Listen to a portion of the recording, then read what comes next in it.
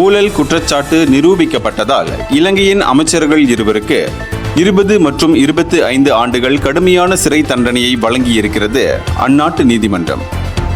இந்த முக்கியத்துவம் வாய்ந்த தீர்ப்பு புதிய அரசாங்கமான அனுரவின் ஆட்சியில் நீதித்துறை மீதுள்ள நம்பிக்கையை மேலும் வலுப்படுத்தியுள்ளது.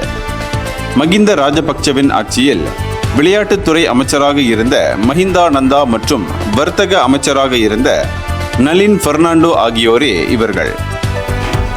மகிந்தவின் குடும்ப ஆட்சி நிலையாக இருக்க பெரும் ஆதரவை வழங்கியிருந்த இவர்கள் மக்கள் மத்தியில் கடுமையாக விமர்சிக்கவும் பட்டார்கள்.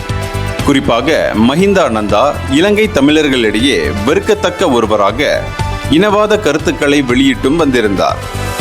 தாம் ஆட்சியில் இருக்கும்போது சதோச எனும் நிறுவனத்தின் பொருள் கொள்வனவில் பெருமளவில் ஊழல் செய்திருந்தார்கள் எனும் குற்றம் நீதிமன்றத்தில் உறுதிப்படுத்தப்பட்டது. இதன் பின் 3 அடங்கிய நீதிபதிகள் குழு இந்த கடுமையான தீர்ப்பை வழங்கியுள்ளது. இந்தியர்களின் இதய குரல் மக்களோசை.